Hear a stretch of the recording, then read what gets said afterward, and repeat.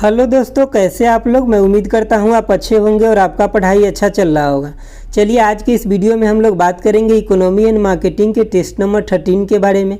अगर आप इसे पीछे का नहीं देखे तो देख लीजिएगा, आपको प्लेलिस्ट में मिल जाएगा। तो इसको आपको टेस्ट के रूप में लगाना है और आप अपना मार्क्स जरूर बताइएगा। तो चलिए देखते हैं आज का पहला question.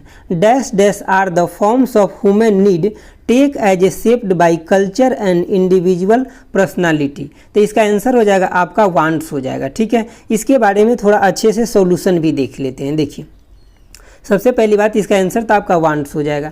The basic concept of fundamental marketing, जो फंडामेंटल मार्केटिंग का जो बेसिक कंसेप्ट होता है, इसके अंदर तीन चीज़ आता है। क्या आता है? तो एक तो आपका नीड आता है, दूसरा आपका वांट्स आता है जो आपका आंसर था, और तीसरा आपका डिमांड होता है। जब आदमी को नीड और वांट्स हो जाता है तो उन चीज़ों का डिमांड कर ही लेता है। नीड के अंदर क्या क्या चीज़ आ जाएगा? तो नीड के अंदर आपका आ जाएगा जो प्राइमरी चीज़ होता है। प्राइमरी चीज़ कहने का मतलब जिसके बिना आप रह नहीं सकते हैं। जैसे कि अगर एग्जाम्पल के लिए बात करूं तो आपका फूड हो जाएगा, क्लोथ हो जाएगा, यानी कि सेफ्टी हो जाएगा, नॉलेज हो जाएगा। तो ये सब आपके पास होना चाहिए, प्राइमरी चीज़ है।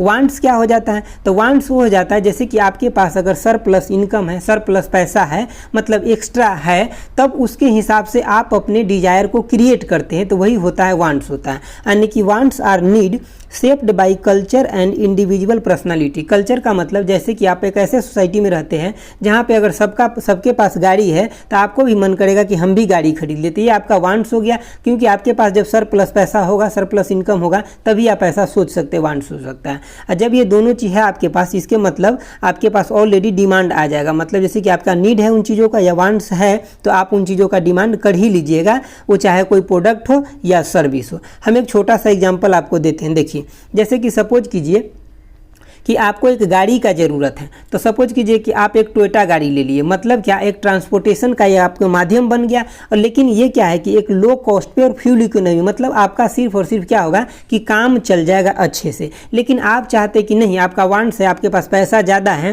तो आप चाहते कि हमारे पास एक लग्जरी गाड़ी होना चाहिए, जैसे कि आपका BMW जैसे गाड़ी होना चाहिए। तो मतलब ये क्या हो जाएगा? ये हो जाएगा आपका एक बहुत बड़ा वांट्स हो जाएगा। समझ गए कि मतलब एक कंफर्ट होना चाहिए और उसका एक स्टेटस होना चाहिए मेरे पास, तो ये आपका वांट्स में आ जाएगा।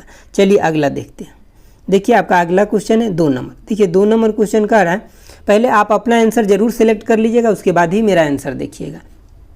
यहाँ पे फाइनली रूप से आपसे पूछा जा रहा है कि स्मार्ट का फुल फॉर्म क्या होगा, लेकिन क्वेश्चन में थोड़ा बात लिखा गया है, इसको भी देख लीजिए। It is often said that a good way to construct an effective marketing plan is said to use the smart criteria. The smart is acronym for which among the following. मतलब किसका एक्रोनॉमी है? तो ये आपका ऑप्शन ए हो जाएगा, यानी कि स्पेसिफिक, मेजरेबल, अचीवेबल, रियलिस्टिक और टाइमली हो जाएगा। इसके बारे में थोड़ा सा डिटेल देख लेते हैं जो आपको अंडरस्टैंडिंग अच्छा बन जाएगा क्वेश्चन के बारे में। देखिए स्मार्ट का तो आपका ये फुल फॉर्म हो जाएगा क्या कि specific, measurable, achievable, realistic and timely हो जाएगा। स्पेसिफिक का मतलब क्या हो जाएगा कि उसके बारे में एग्जैक्ट जानकारी। जैसे कि आप अगर मोबाइल खरीदते हैं तो उसके अबाउट में जाकर चेक करते हैं तो वहाँ पे आपको स्पेसिफिक यानी कि एग्जैक्ट बात बताया जाता है कि इतना रोम है, इतना रोम है, मतलब सब कुछ आपको बताया जाता है। मेजरेबल का मतलब क्या हो गया कि अचीवमेंट कैन बी मेजर, मतलब जो भी अचीवमेंट है उसको आप मेजर कर सकते हैं। यहाँ पे अचीवेबल का मतलब ये हो गया कि मतलब आपके उसके बारे में, जैसे कि सपोज कीजिए आप कोई ट्रेनिंग लिए और आप कुछ गोल अचीव कर लिए, मतलब आपके पास ऐसा स्किल हो गया कि आपका जो गोल है उस तक पहुंचने में आपको बहुत मदद करेगा। यही बात यहाँ पे एक छोटा सा डिफिनीशन में लिखा गया। देखिए कह रहा है people must agree that goals achieve and have a skill required to reach the objective. मतलब उसका जो ये ऑब्जेक्टिव है उसको वो अचीव करने में ये मदद करेगा। अगला आपका रियलिस्टिक है। रियलिस्टिक का मतलब ये हो गया कि जो आपका वर्क है उसी से रिलेवेंट आपको काम करके आगे बढ़ना है। टाइमली, टाइमली का मतलब ये हो जाता है कि जैसे कि आपका फाइनली एक कोई डेडलाइन होना चाहिए कि हमें इस ईयर तक या इस डेट तक हमें ये चीज़ों को अचीव कर लेना है, यानी कि deadline should be set towards the achieving goal. मतलब जैसे कि आपको एग्जाम निकालना है तो आप ऐसे सोचते हैं ना कि हमारे पास ये नोट है, ये हमारे पास पढ़ना है वीडियो, तो हम इसको इस तारीख तक इसको खत्म कर लेंगे, हम इसको दोबारा रिवीजन कर लेंगे। तो यही होता है, एक डेडलाइन होता है। चलिए अगला क्वेश्चन देखते हैं। अगला क्वेश्चन है आपका 3 नंबर। देखिए आपका 3 नंबर क्वेश्चन है, कह रहा है कि OTCEI इज ए, मतलब ये क्या है इसके बारे में आपसे पूछा जा रहा है। तो इसका ऑप्शन आपका ए हो जाएगा, स्टॉक एक्सचेंज सेंटर हो जाएगा। मतलब आपको क्वेश्चन तो एक्चुअली ऐसे ही रहेगा आपको, ठीक है, कि स्टॉक एक्सचेंज सेंटर या किससे रिलेटेड है, तो आप ये भी कह सकते हैं कि शेयर बाजार से रिलेटेड है, स्टॉक एक्सचेंज सेंटर है, ठीक है। लेकिन इसके बारे में थोड़ा सा हम लोग देख लेते हैं एक लाइन का सॉल्यूशन। देखिए ये जो होता है मतलब किससे रिलेटेड होता है, तो स्टॉक एक्सचेंज सेंटर से रिलेटेड होता है, ठीक है। अब यहाँ पे देखिए इसका फुल फॉर्म क्या हो जाएगा, तो over the centre exchange of India इसका फुल फॉर्म हो जाएगा। अगला पॉइंट है आपका कि it is an Indian electronic exchange यानी कि स्टॉक एक्सचेंज। ये जो है क्या है, एक इंडियन इलेक्ट्रॉनिक एक्सचेंज है। समझ गए बातों को। इसका पर्पस या एम क्या है, तो जो भी छोटा कंपनी है उसको कैपिटल को रेज करना, मतलब उसको प्रोत्साहन करना, आगे बढ़ाना, ठीक है। ये सूटेबल होता है, किस लिए सूटेबल होता है, तो जो भी ये स्मॉल और मीडियम कंपनी है उसके लिए ये स्टॉक एक्सचेंज सूटेबल होता है। चलिए अगला क्वेश्चन देखते हैं। अगला क्वेश्चन आपका 4 नंबर है। देखिए 4 नंबर क्वेश्चन कह रहा है कि advertising, sale, promotion, direct selling are all the element of which of the flowing piece of a marketing mix. मतलब कौन से, हम आपको 4 पी के बारे में अच्छे से बताए हैं ना, 4 पीज के बारे में, उसी में से एगो ही आता है। तो इसका आंसर आपका ऑप्शन बी हो जाएगा, प्रमोशन हो जाएगा, ठीक है। प्रमोशन में आप क्या करते हैं, किसी भी प्रोडक्ट क्या है, किसी भी चीज़ को एडवर्टाइजमेंट ही तो करते हैं, कि क्या करते हैं एडवर्टाइजमेंट। अब अलग अलग तरीका हो जाता है एडवर्टाइजमेंट करने का, कि आप कैसे कर रहे हैं, जैसे कि ऑनलाइन के माध्यम से कर रहे हैं, ऑफलाइन के माध्यम से कर रहे हैं, मतलब सोशल मीडिया प्लेटफॉर्म के माध्यम से कर रहे हैं। आपको जैसे मर्जी है उस तरह से प्रोडक्ट को आप एडवर्टाइजमेंट कर सकते हैं। फाइनली मतलब प्रमोशन में का मतलब ये होता है कि आपका जो प्रोडक्ट है और सर्विस है इसको आप अपने कस्टमर तक एक बेहतरीन तरीके से उसको पहुंचाइए और बताइए कि हमारे प्रोडक्ट के अंदर ये चीज़ें हैं। चलिए अगला क्वेश्चन देखते हैं। अगला क्वेश्चन है आपका 5 नंबर। देखिए 5 नंबर क्वेश्चन कह रहा है कि dash dash is a father of modern marketing. Modern marketing के पिता किसे कहा जाता है, ये आपसे पूछा जा रहा है। तो इसका ऑप्शन आपका बी हो जाएगा, फिलिप कोटलर हो जाएंगे, मॉडर्न मार्केटिंग के पिता हैं। दोस्तों एक बात मैं आपको बता दूं, अगर अभी तक भी आप ई बुक से रिवीजन नहीं कर रहे हैं तो ज़रूर कीजिए, आपके पास अभी टाइम है थोड़ा सा, इसमें आप जितना ज़्यादा से ज़्यादा रिवीजन कर सकते करिए। और हम 900 प्लस क्वेश्चन का आपको ई बुक दे रखे हैं और इतने अच्छे से सजा के कंटेंट दिए हैं कि आपको पढ़ने में मज़ा आ जाएगा। आप एक बार जितने लोग लिए हैं उससे आप फीडबैक ले सकते हैं। आपको मज़ा नहीं आया तो आप बता दीजिएगा कि सर हमको पढ़ करके बिल्कुल मज़ा नहीं आया, क्योंकि उसको लिखने में मैंने बहुत अच्छे से सजाया हूं, ताकि आप मोबाइल में खोलिएगा ना तो जैसे आप कोई चीज़ गाना देखते हैं तो जितना आपको इंटरेस्ट आता है उतना ही इंटरेस्ट उसमें पढ़ने में आना है। इतने अच्छे से मैं कलरिंग उसको किया हूँ। देखिए कोई भी चीज़ होता है ना, उसको परोसने का भी एक तरीका होता है, उस तरीका से उसको परोसा जाता है ना तो वो ज़्यादा बेहतर तरीके से खिलता है। समझ गए बातों को। चलिए अगला क्वेश्चन देखते हैं। देखिए दोस्तों बीच में कई बार थोड़ा मतलब एक 10-20 सेकंड का टाइम आपको कुछ बताना पड़ता है, तो इसके लिए आप इरिटेट नहीं होइएगा, क्योंकि यही एक माध्यम है जिसके माध्यम से हम आपको बता सकते हैं एक अच्छे चीज़ों के बारे में, ठीक है। चलिए देखिए आपका 6 नंबर क्वेश्चन कह रहा है कि dash dash are low quality imitation of original goods.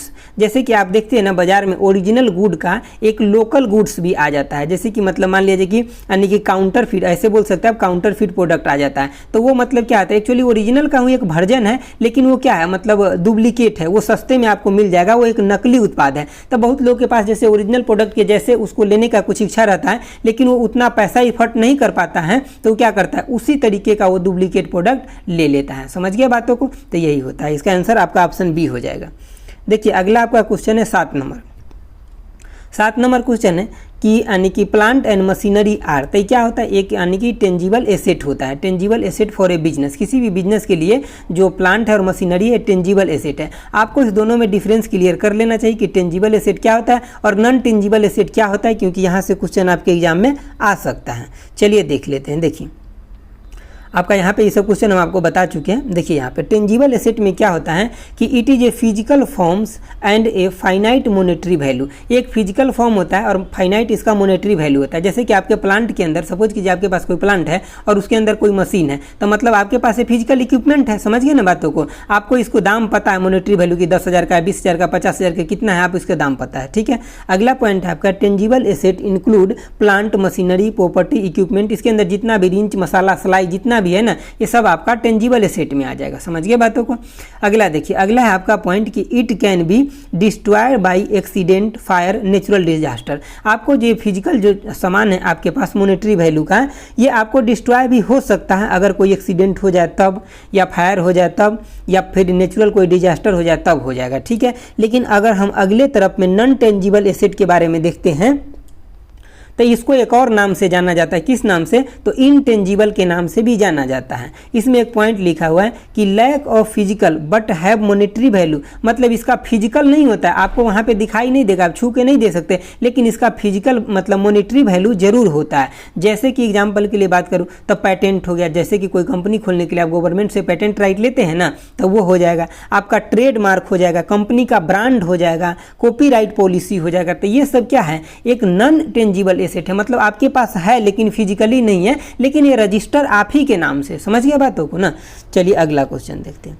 देखिए आपका अगला क्वेश्चन है 8 नंबर। ये क्वेश्चन सिर्फ देखने में बड़ा है, बाकी इस क्वेश्चन को पढ़िएगा तो एकदम हलवा है, कुछ नहीं। देखिए क्या कह रहा है 8 नंबर क्वेश्चन, यानी कि suppose a company need to determine a price of its new coffee maker, मतलब एक कंपनी है जिसको एक कॉफ़ी मेकर बनाया, तो उसका प्राइस रखना है कि कितना रखें।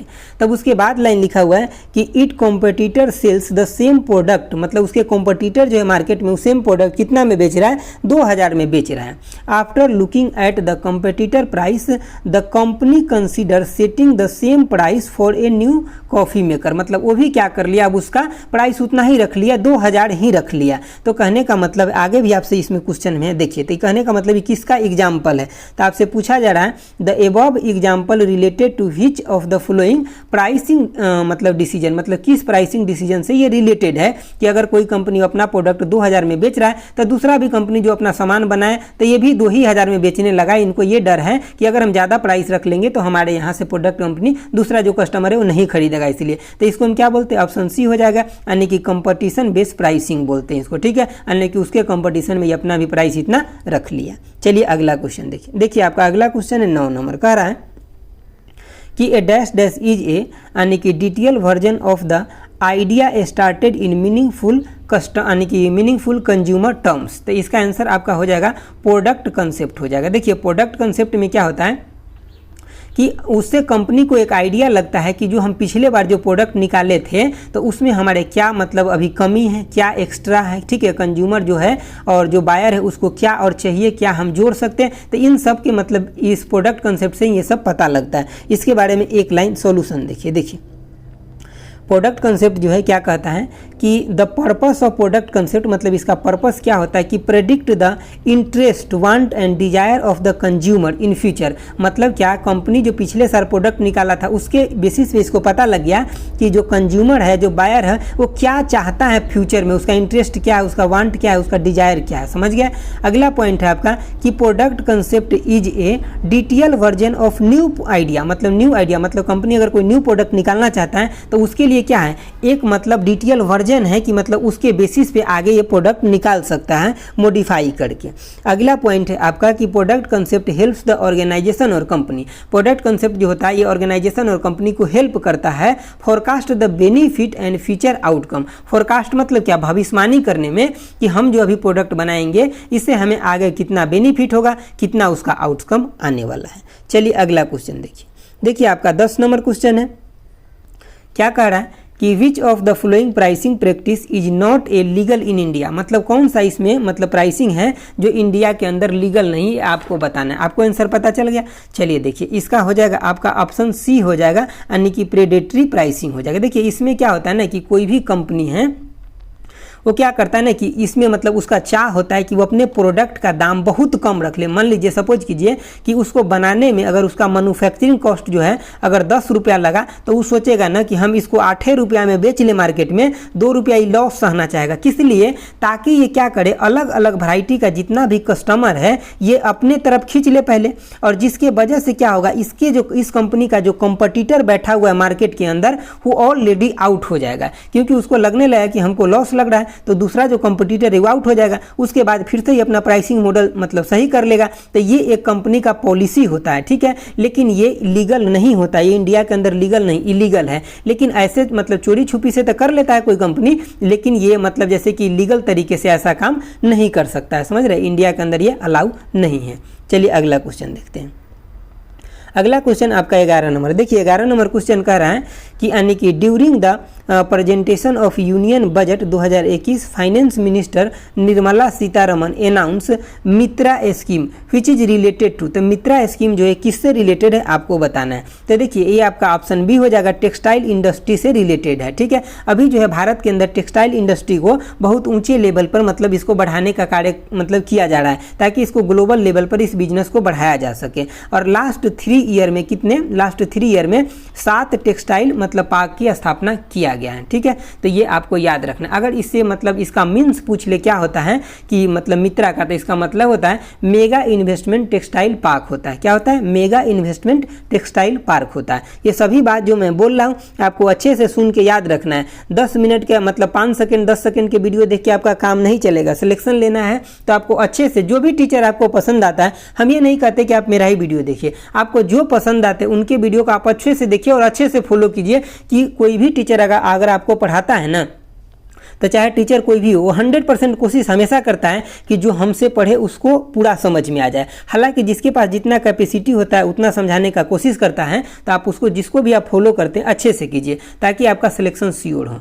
देखिए आगे 12 नंबर क्वेश्चन का है कि promotion decision involves which of the following 3 basic activity. मतलब प्रमोशन डिसीजन के अंदर कौन सा 3 गो बेसिक एक्टिविटी आता है। तो इसका आंसर हो जाएगा आपका ऑप्शन बी हो जाएगा, यानी कि इन्फॉर्मेशन, प्रिसुएशन हो जाएगा और इन्फ्लुएंस हो जाएगा। देखिए सबसे पहले बात है, प्रमोशन कोई भी कंपनी कब करता है अपने प्रोडक्ट और सर्विस को, जब उसको लगता है कि ये प्रोडक्ट और सर्विस कस्टमर तक पहुंचना चाहिए लेकिन अभी नहीं पहुंच रहा है, तब उस केस में क्या करता है कोई भी कंपनी या ऑर्गेनाइजेशन उसका प्रमोशन करना स्टार्ट करता है। हो सकता है वो माध्यम अलग अलग हो, ऑफलाइन माध्यम हो, ऑनलाइन हो, एडवर्टाइजमेंट के माध्यम से हो, या मतलब ऑनलाइन माध्यम हो, या मतलब बहुत बार आप देखते हैं कि सोशल मीडिया के माध्यम से होता है कि जैसे फेसबुक हो गया, ट्विटर हो गया, इंस्टाग्राम हो गया, या मतलब आप वीडियो के माध्यम से भी कई बार देखते हैं, जैसे कि यूट्यूब पे देखते हैं तो सब ऐड जो चल रहा है वो प्रमोशन ही चल रहा है। समझ के बातों का प्रोडक्ट के रिगार्डिंग। तो दोस्तों ये था आपका 12 क्वेश्चन। अगर आपको अच्छा लगा है तो प्लीज़ लाइक शेयर और सब्सक्राइब जरूर कीजिए, और ई बुक का लिंक मैं नीचे दे दूंगा,